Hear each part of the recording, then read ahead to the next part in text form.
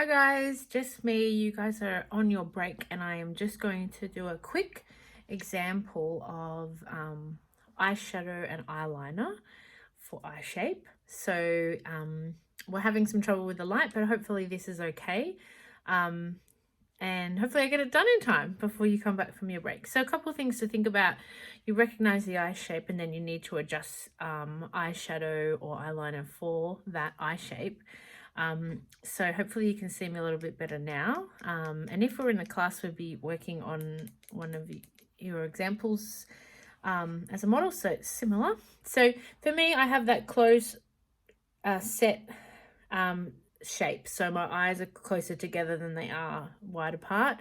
I haven't got the same width from here, here, here, or here and here, but I do have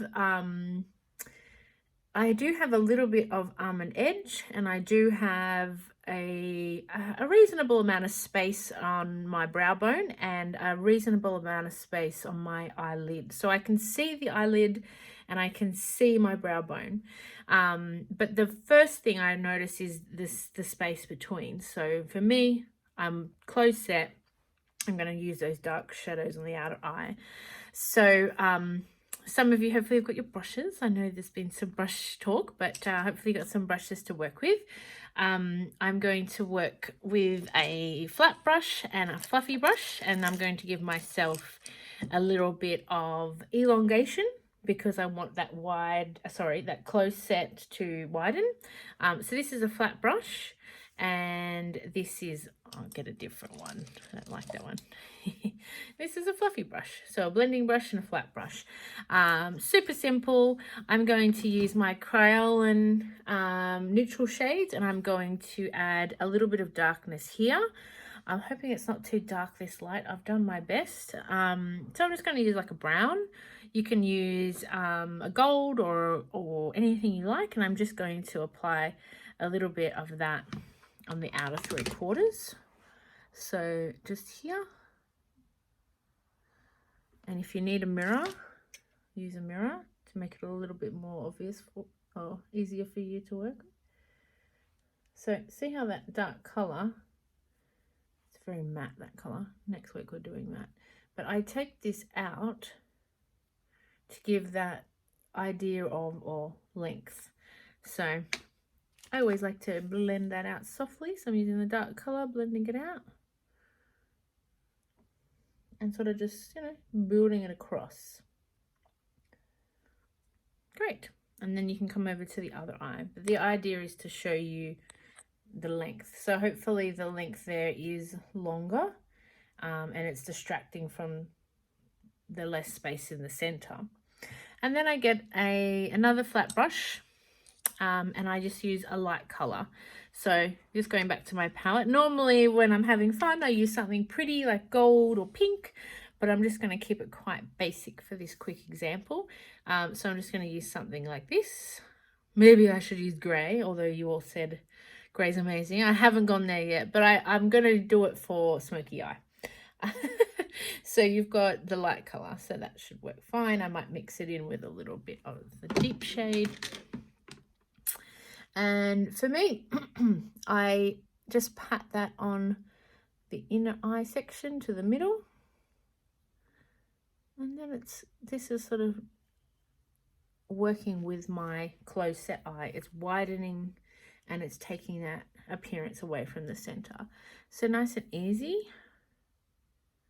Again, you might need a mirror to make your life a bit easier. And then I come in and I blend it out a little bit on the top.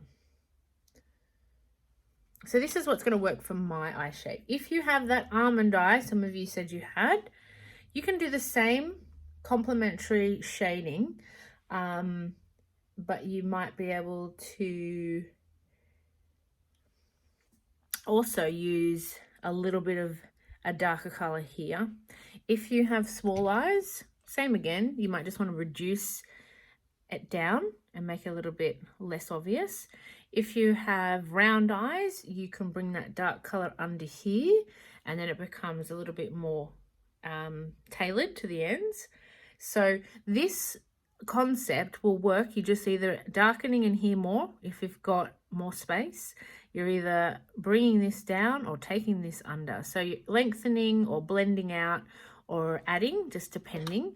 So that gives you complementary eyeshadow work in a very simple, quick, really quick example, because I'm working with time here. And I do apologize for the light, but that's okay. So nice and easy, just something to think about.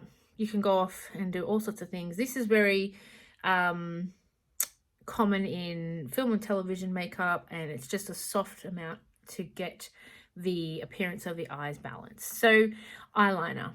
Eyeliner is quite challenging.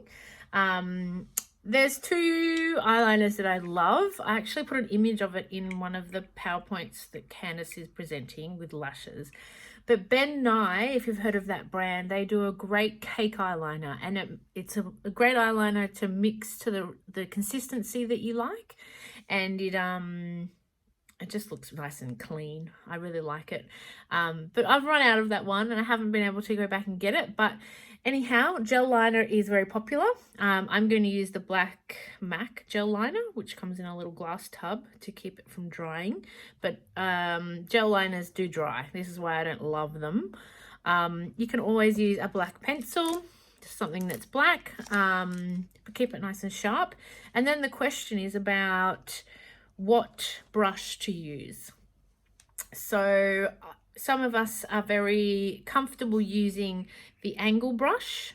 So this brush, there you go, is on an angle and can create that flick nice and easily. But the problem is with using one of these, I find on clients, is that the thickness of the brush can be too much for the eye shape. So you might think, okay, it's going to be perfect little flick on the end, it's going to be great, but you apply it, and even for me, this, if I drag this all the way across, it's just too thick, and what happens is it transfers up here because I have a smaller shape in here. So this will work for protruding eyes, it will work for round eyes, larger almond eyes perhaps. It will work okay on yourself because you can edit it a lot easier, but my advice is to try and practice with a thin eyeliner brush, and maybe I should set that as a challenge today. But a thin eyeliner brush will give you control on any eye shape, and it will really help you balance out the width, the length, and yeah, I believe that's a little bit more of the best way to get control over applying eyeliner for different people. So I'm just going to take a little bit of that on my palette. I'm just checking the time. Hopefully you're watching some cool videos on eye shapes. Maybe you're changing your mind about what your eye shape is. Maybe you're sure and you're okay with it, but you never know. Those videos are, you know, something to think about. It's not so much knowing your eye shape is going to help you with your career, but knowing others and how to identify them is quite good. So I'm just putting a little bit of that black on my hand to warm it up. Gel liners tend to be dry, like I said, and they've got wax in them, so you need to really brighten them. So this is going to be tricky, trying to put eyeliner on, but I'm just going to grab my little mirror. And I'm going to look at my eye shape and decide where should I start my eyeline. So for me, I like to start a little dash in the middle and a little dash on the end, so I can start to map out where I'm going to take my eyeliner. So for me, it needs to be thin on the inner eye for my close set appearance, and it needs to tailor out to thicker. If I had a really big eye to work with, I wouldn't be so worried about the thinness on the inner eye, but I don't. If you have hooded eyes, which a lot of people will have that you work on, they will have, you'll have to be very careful with how thick the line is on this edge. So just remember, drafting out the line before you just go in to draw it can be very helpful. Some people are whizzes at eyeliner and don't need these little steps, but I find it can, you know, break it down for you a little bit. So it might be easier if I just sort of work this way. So we have the middle of the eye, and I'll come close because I'm looking in the mirror ahead, and I draw a little draft, one to get some control over the brush, and the product, and then I come in and I open my eye and I see where the shape is headed, and I think about how long I want to make it. So I want it to complement, so I want to think about the end of my eye, and I want to sort of give myself a marking so I don't go too low. If I take my eyeliner too low, it starts to drag the eye down, and I'm wanting it to go up, and I'm wanting it to look more almond. If anything, up and across as opposed to down and more saggy. So check that little space is okay, and then you might be ready to draft it in. So I pull my eye to the side, but you guys on a client can put a tissue there, and by concentrating, you connect them together. Ooh, there we go. Now it's a subtle attachment. So I've got a little bit of space there because I'm heading upwards. I don't want to make it too low. Okay, I'm pretty happy with that. Now see how I'm working on the outer 3/4? I come back into the center by dragging my brush backwards just to make it a bit cleaner. So that's looking good.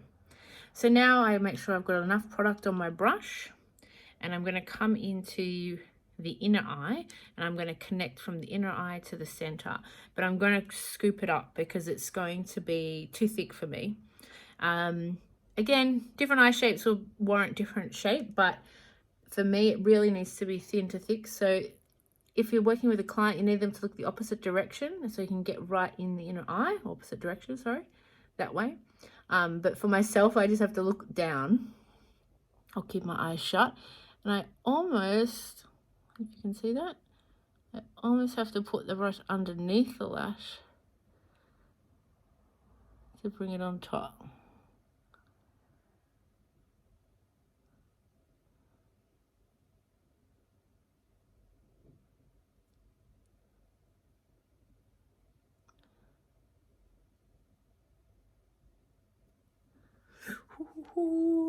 So we have a thin to thick transition. Not too bad. Now you can come back in and make it a bit neater, tidier. So see how if I had that thick angle brush, which is actually eyeshadow brush or eyebrow brush, you can get into a little bit of trouble.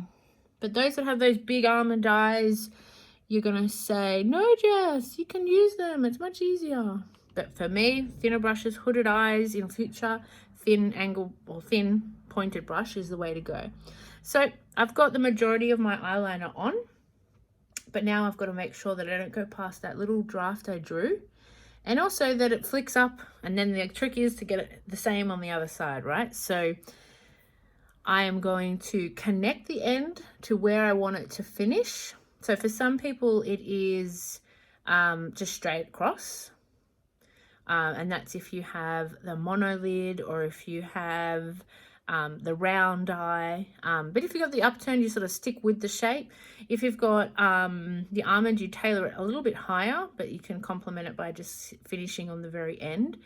What are the other eye shapes? Deep set, you want to finish the black line before the eye ends so that you can kick it up past this bit that turns over the mobile lid.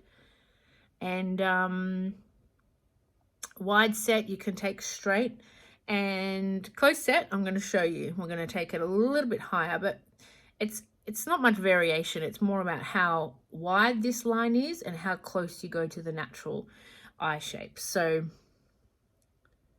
let me give it more product. That's what happens, it dries. Okay, so I haven't gone straight to the lashes. So I've tailored it a little bit higher,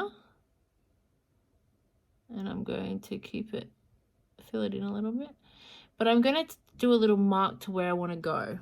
So when I'm working on someone, I get them to close their eyes and then open their eyes, and where their eyes sit comfortably is where I do a little mark the dot, something like that, so I can connect it, and this will give me more an upturn. So I often do eyeliner with the client's eyes open so that it looks correct. we do eyeliner with their eyes shut, you end up making too thick, or it looks mixed matched, or it transferred. So open is best, and then you've got your little line, and I just connect it. And then it's about making it look clean and pretty. So you've got a little bit of a line there, and I come back in and tidy it up. And then if you want to, you can always clean it with a little angle brush. This is where people use sticky tape. And there we have a little eyeliner. Da, da, da, da. Sometimes these products crack, so see how it's cracked there? You got to go back in and make it nice and sharp, but that's easy enough to do. So there we have two examples of eyeshadow, so dark to light, and then eyeliner that complements my eye shape. If I made it too thick in here, so sometimes the mistake for me is I use just pencil, and I come this way and I make it really thick in here, and it's not suitable. It looks quite heavy in the inner eye, and I look sad and angry because my eyebrows and eyes are coming too close together. So a nice elongated flick is good. There's just some pointers to get you guys thinking about how to position your eyeliner. Again, it's a challenge which brush, it's a challenge which product, but keep in mind how far you want to go and what shape you have and how you need to amend it or adjust it, and then you should be fine. Yeah, so as I look at that, I know this is a little tricky, but I can see when I look into the, where's the camera? When I look into the camera, this is longer in appearance than this eye. This eye is quite inward. So it's an illusion, optical illusion that we have created with makeup. Personally, I don't love eyeliner on me. Just don't, but you might love it. I prefer using light colors across here, just as my aesthetic. But yeah, something to think about. Okay guys, I'm going to come back and do a little bit of colorful eyeshadow for you to suit brown eyes, and then that's what you'll do. Bye.